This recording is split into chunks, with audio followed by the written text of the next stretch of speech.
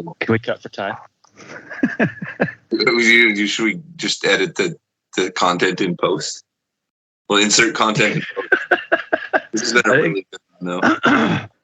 Of going with the flow, the greatest outtake there is there is a freight train going. It's like, no, just go. We'll edit in post. Action! Action! Action! I'll edit it out in post. Just go. Hollywood magic right there. Freight train. I kind of. What? Good morning. Oh, hi. And we actually. Hang on, can I see your guitar for a second? I just want to do one thing real quick. Can I see that? Let me see. You guys know Slayer? Come on, dude. Let me see. I know. Actually, like 6 songs, like back and forth. Well, fourth. I know 6 songs fourth. There's the Franciscan. Oh no, that thing lives forever. That's ridiculous that you A, still have that, and B, don't have a different guitar than that in there. No.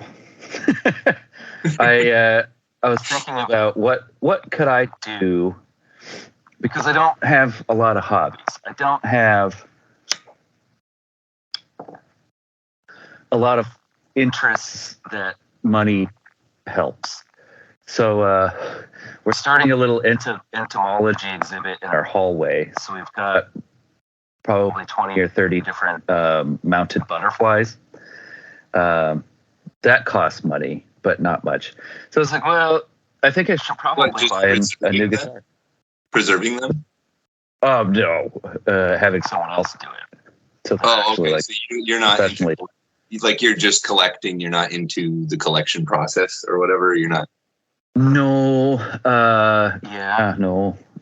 Okay, so you just want looking butterflies, kind of. So yeah, it's butterflies now, just because that's the availability, and they're pretty. I've always thought, and I told Danielle this: if my life falls apart to the point that like I feel lost mentally and spiritually, I will join a church. Not for the spiritual side, but because of how manipulatable everyone is.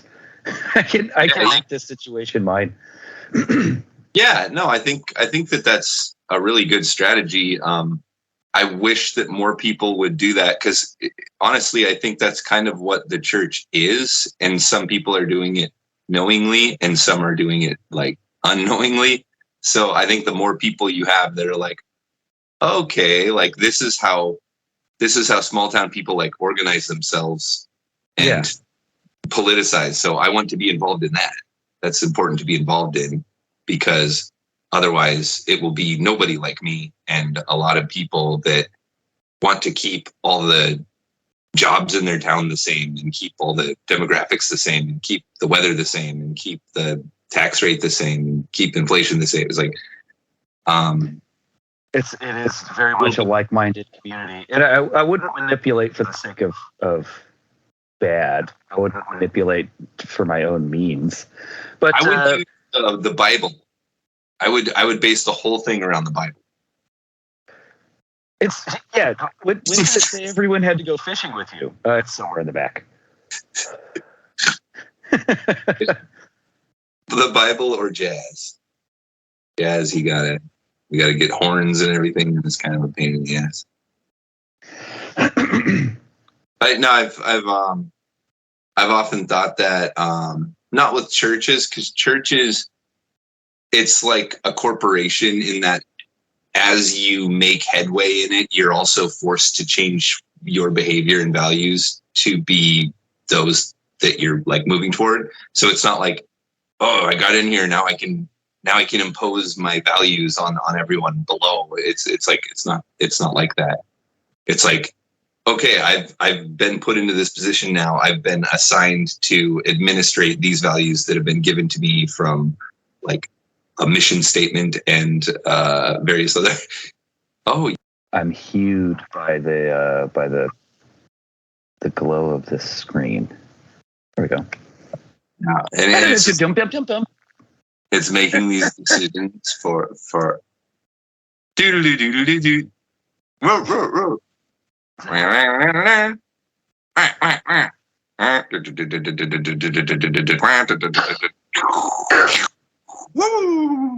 Malik. Yeah. Anyway, good morning. Good morning there. Did you go fishing? No, Danielle woke up at like 5 o'clock, and I was like, "Oh, we're gonna go rip some lip. Is rad cat dad gonna go rip some lip?" No, she had a stomach ache. She just went and blasted. And I went back to bed.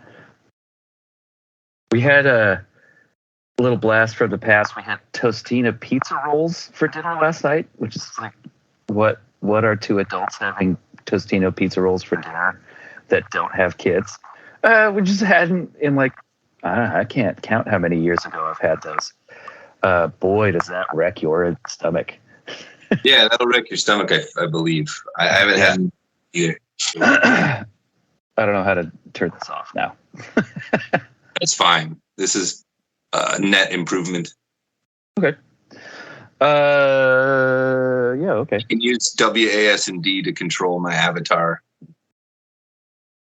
If you're watching. I half believed that.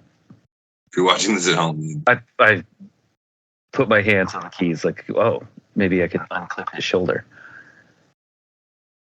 Maybe I can drink eternity.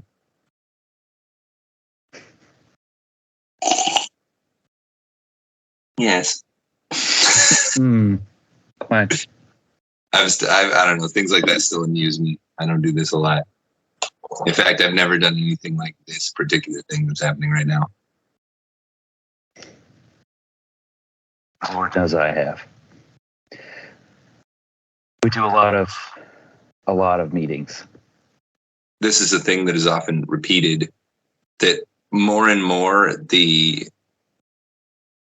kind of upper level jobs are less and less real, and these people don't like that they're not working and that they're making like all the profits. So they need to look like they're working. So they get together in meetings and they like talk about life and stuff, or they like sit there, or they like recap figures that nobody's listening to, or they re-announce things that everybody knows are happening, or they touch base on things, which is like, let's restate the information that's on the syllabus, or like, let's restate things we've already talked about so that everyone can hear it. And then there's not really a lot of those moments where it's like, okay, here's the work that I'm doing, and here's why we need to meet on this, and here's like what's going to happen next if I get my way, and like, what are you guys up to? Like, what should we do here with this thing? You know, where you're actively doing anything. So, but everyone does this so that it looks like they're not just sitting there collecting money, and then they would feel guilty. I've had to, partially had to, and then partially just curiosity. I've studied a lot of leadership books and seminars and podcasts. And for the most part, the human element of leadership, it's probably 20%. The rest is, follow the program and make sure other people are following the program. Yeah. You don't follow, you follow the program to yourself to an extent, but if I've got spreadsheets of numbers and I need to have people fulfill those numbers, the leadership part comes into like connectivity, some sort of like group mentality, culture, buy-in from the people producing these numbers. So yeah, a lot of that can be, you could step back and just have Bostron 5000 run things. Here's the numbers we need to hit. You didn't hit it. You didn't hit it. You did hit it. You didn't hit it. Basically, every leadership book I've read, which is only 5 or 6, is just don't be a dick to your employees. Empathize and don't be a dick. That's like the ultimate. If I were to summarize each book into two things, don't be a dick, and you can achieve that by empathizing to some sort of extent. Realize that these people are making less than you, and trying to get you more money. The least you could do is not be a dick. Well, okay. What is being a dick? Since so it would be lack of empathy, because being a dick could be different to different people. I thought Han Quan He wasn't a dick. A lot of people did, but that was because my perception of being a dick is actually actively putting roadblocks and hindering your abilities through assignment, like here's a task that I know you can't do, or mentally sort of wearing you down.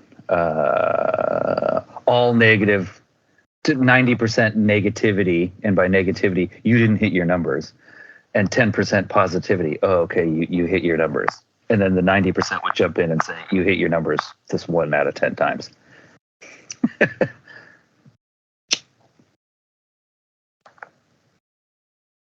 like, if that's the pattern and it's a simple pattern, why does everyone, or not everyone, but why is it defied so much? Like, why do these books exist? Well, reading these books? Yeah, it's like they would have to exist because it's like people are going to want to know this information. I think it's a good like question. It's some sort of secret. Huh? I'm like, I was talking to another guy about these books. Like, who reads these books? And it's the previous generation of leadership, which was just top down. She didn't get dressed this morning. She's naked. The previous generation, where in the early 90s, late 80s, like the corporate shark is the one who wins. Like they were the ones that our current leaders were taught how to lead, and it doesn't work long term. It doesn't. It works short term, as long as you're okay with like staff rollover, until you find the one that can just be a whipping boy and continue to produce, or girl, or whatever. You're talking about like boomers, kind of. Yeah, they taught the current generation of leaders how to lead, and it was through kind of like I put a spin on it, but I'm often given the moniker work dad, because in a not jovial, facetious, joking type of way, I'm always disappointed.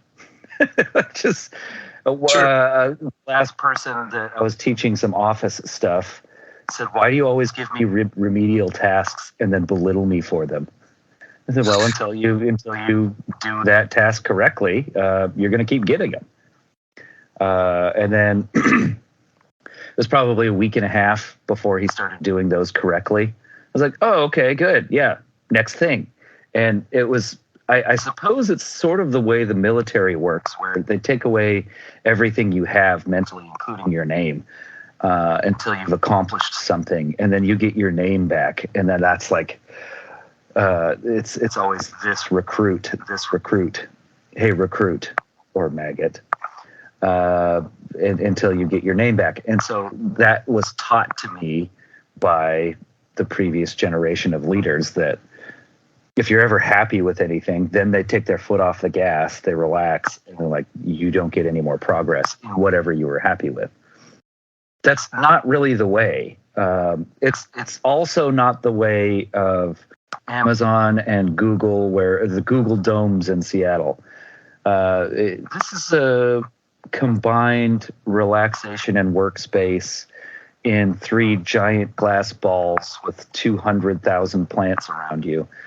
And that makes this a good place to work. No, it doesn't. It makes it an attractive place to apply, and a really cool place to brag about once you get there. But that the shine wears off. Like those places with foosball tables and beanbags, when you actually walk into those buildings, there's no one in them. There's no one playing them. They've got way too much work to do, but they're there, and that's an appeal to feed this revolving door of employees and get candidates. The actual way is, I mean, you could have a tool shed, but if you're connected with the employees as a leader and kind of down in the dirt with them and showing them you also bleed red, that creates the culture of, we can do anything. It's not you're going to do everything. And it's a weird one. So what's like the new style? Like if that's the old style, and I think what you're saying is that a lot of today's leadership is sort of an integration of that old like militaristic style with like a kind of our like more loosey goosey, like let's just get the work done in a kind of more casual way, or a more unelegant way. I think inelegant way. There's not as much pretense, I think, in modern business. I think it's very like just to the core of what's happening. And there's not as much like dressing up in pomp and circumstance. The fanfare doesn't go far. Yeah, that's attractive from the outside, which will feed your never-ending need for new employees because you've burned the other ones out. I think the biggest tipping point for me when I went from leader to leader, and I'm not like leader hierarchy is a real thing everywhere. There's your boss and your boss's boss, and they may even have a boss. It kind of is a trickle down effect in that way. The boss's boss may only have 4 reports, and they're quadranted out the United States. This region, this region, this region, this region. Okay, so the top boss has 4 reports, and that may or may not be the same situation where, hey, you guys need to make this happen. I'm up here talking to the owner, and he's not happy. You guys really need to make this happen somehow. And then they turn around and talk to each of their 5 or 6 reports. You guys are really effing up. You guys are fucking up here. You're shit in the bed. You guys need to get this done. And then they talk to their 10 or 20 reports at like the local level the same way. The tipping point for me in my realization of how this sort of machine works is transparency of information. Yeah. When I was living and working in Seattle for a privately owned corporation that had 1,000 employees, knowledge was power. Well, Right. It still is. I'm going to say was. Over there, knowledge is power. So if you want to move up, it's about getting access to information sources and to privy to conversations, and it's like it's like you're in a role because you're not allowed to know what the person above you knows, and if you were, you could do their job just fine. And of course, that's not even often the case, but that does happen a lot.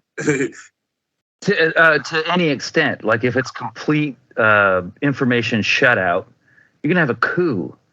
Like we're all all of us entry level people are gonna go to a bar or to a party or whatever, and then it all just turns into negative, a negative culture of us and them, which always exists, even in the utopian. If the beanbags and foosball table were a viable thing, even then there is still us and them, just as a separator of hierarchy creates class struggle. Entry level to intermediate to leadership, whatever. That's always going to be there.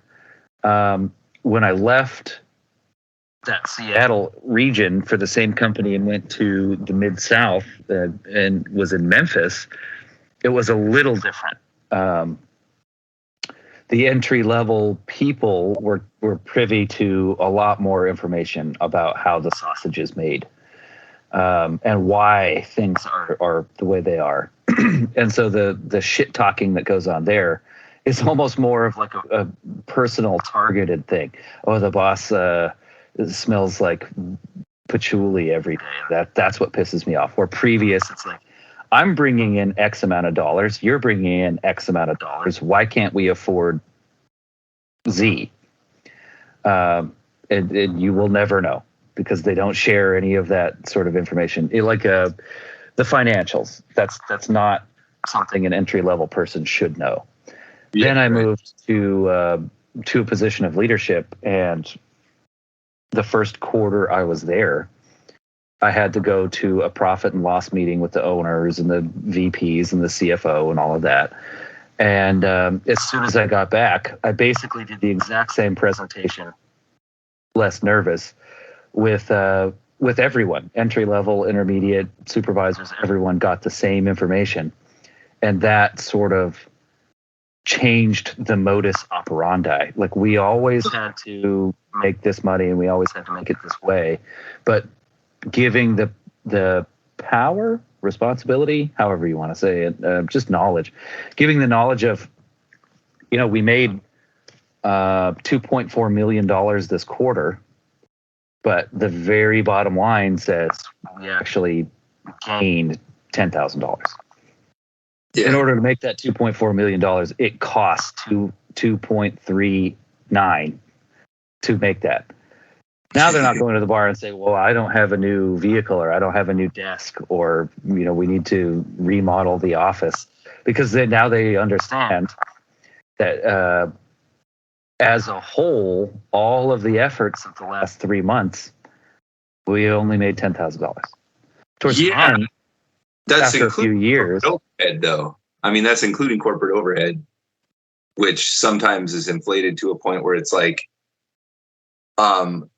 because what I'm saying is that in this calculation, we shouldn't get rid of like all of the elements, right, of the sum, just because a lot of that money is fake.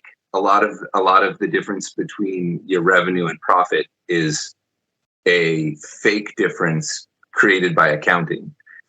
I know what you're saying. You pay $8 million to your CEO, and did he or she generate that amount of profit? Like, how do you even measure that? It's because somebody else said you make that much money because we thought we could keep you if you had that much money. Right. But it's not like if they do better, they're going to make more. Oh, in my industry, yes, they do make more on a paycheck to paycheck level, and then an annual level as well. Yeah, it's true. They will make more if they do better. But so we do. I'm still with that damned company. That I don't wish I could quit them. They've been good to me. We do. We also do profit sharing because we're privately owned. We don't have stockholders. We are the shareholders. So if the company does well, they deposit up to 10% of your income on top. Like, you make X dollar, you make $5, they'll put 50 cents into your HRA as a profit sharing. So if the branch makes more money or the company makes more money, that percentage goes up.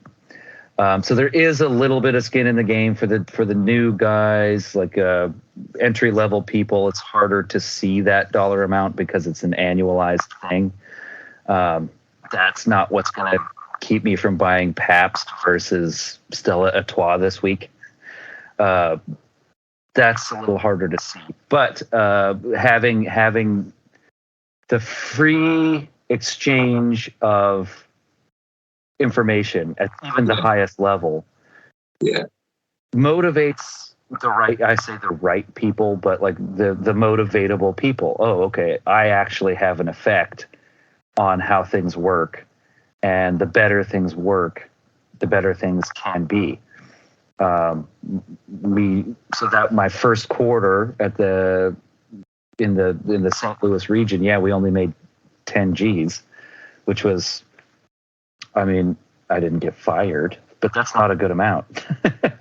Towards the end, we were making a lot more money, and we did remodel it. I did buy all new trucks because I shared this with the guys and gals, and they knew that their efforts weren't for just making the owner rich, although that is ultimately the goal. They can improve their own individual day-to-day lives at the workplace by success. And so transparency of information was a big change in how the mindset of even entry level up to CFO changes. I'd like to think that that's a kind of contemporary perspective, that like right now that's becoming more the trend, is top-down information transparency. And I don't know, just in my experience, like you'll have a group and 8 out of the 10 people, their eyes will glaze over when they get that information that's kind of above pay grade or whatever. And then you have like 2 other people that are like, oh fuck, like finally I'm getting the facts here, like that this is important. Like or it isn't, you know, it might not be relevant to what you do, but you're interested because it's like a gateway. It's like a larger understanding here. And I think that a lot of people don't really look outside of what their current, you know, role is, and so they're not concerned about the overall big picture, and that creates like an inflexibility and difficulty with communication. I don't know. I think that you're probably a person who would be familiar with like the work that everyone's doing that you're teaching to, right? That you're the boss of. Like you've maybe not done all the jobs, but I'm no boss. I'm no enforcer. Yeah. My title is boss, but literally BOSS. But no, they can do what I you're not what I executive, like, or not. You're consulting, so yeah, that other people handle that. Like you advise. Yeah, and if they don't follow any of my advice, that's okay. I don't think anything will get better, and then it's up to the internal leadership at whatever level to decide, is this the team that's going to get better or not? Do we need to start making changes? And I don't even, very rarely do I recommend or suggest this isn't the person that's going to do it. And when I do, I'm very intentional to say this isn't the person who's going to do it, and or they are the person who would do X. Like I don't recommend getting rid of people because my time's not free, and I just spent weeks with somebody. Yeah. They would be better at like an outside sales position, or better at more of a counseling position, or whatever. I rarely will say this person just needs to not be a part of this program. It's bad. There's no bad actors, just bad casting. You're just in the wrong position. Not to say we need to get rid of anybody. They just need to be in the correct position. So that transparency starts to break down the top-down leadership and more just lateral leadership. It starts to blur the lines of us and them, because what do I know that you don't? The difference is if you fail your little bit and they fail their little bit and they fail their little bit, they're not going to fire all of you, they're going to fire me. And it's not like a pity thing. That's not the role you're playing. Like, oh, you guys need to do it, otherwise I'm going to get in trouble. No, I've given you all of the information that I have, and maybe like more than I need to know. But by being transparent with all of that information, they know the metrics that every level is measured on. And so if you've created a loyalty community or culture, people, let's take like the Roman army. People will die for you or people will fight for you out of fear. Mm-hmm. But as soon as like they start to get overrun, they jump ship, they run away. Yeah. People will die for you out of loyalty and respect. So if you're hiding these numbers, or whatever, if you're hiding upper level information, you're losing respect. Like I don't know what you tell me is truth, make believe. There's always this man behind the curtain, and when that exists, that's all you pay attention to. Pay no attention to the man behind the curtain. Well, if he's there, what the hell is he doing behind the curtain? You pull that curtain back, and it's like, oh yeah, it becomes a non-thing and separates. It blurs that us and them. It's just us. That's it. What I'm getting is kind of like a membership and gatekeeping style of leadership, which is characterized by like, okay, like you're down here, you're privy to this amount of information, stay in your lane.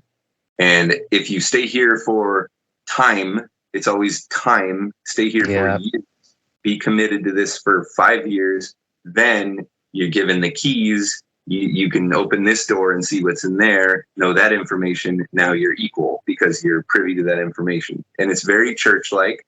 It's membership-based. And this would be like amber or blue meme in the orange being like the more military side of it, the more like, well, this is an efficient structure. That's why we're doing this, because we're trying to make money for the guy at the top. And everyone way is we're trying to make money less and less as you go down. And then you get into the capitalist exploitation of the workforce problem, maybe. But so I think that what we're talking about is kind of what happens with this generation, where it's sort of a fundamentally postmodern generation, and we're approaching stuff like newborn babies. We're just like, how should you meet? How should you run a business? How should you produce? How should you market?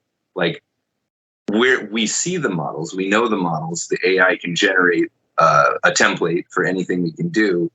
But we're all now just kind of like, okay, well, so now we have access to all the assets, but what do we all like really want to do? And it seems like consistent with Marxian theory, like what you're talking about is like a leveling, at least in terms of roles and structural power, like a leveling in the workplace where a person would ostensibly be more willing to accept their role in the workplace if they truly comprehend that they don't want the other roles, that they're not ready for the roles. They don't want the responsibility. They don't have the experience. They're not, technically prepared. They're not able. That's what ideally, I think that's what we all want, is that the people who are running things because they know what's going on and because they're effective. Because they're good at running things. And like you say, because they're not a dick. I think our generation's really plugged into that. I think people used to like serving a dick, and they'd kind of dream of being the dick someday. It was easy. Yeah. Yeah. I mean, it's really easy. Getting shit on, but the rules are simple. Oh no, it's happening again. It's really scary. It's all right. It's like my future in here. You're right.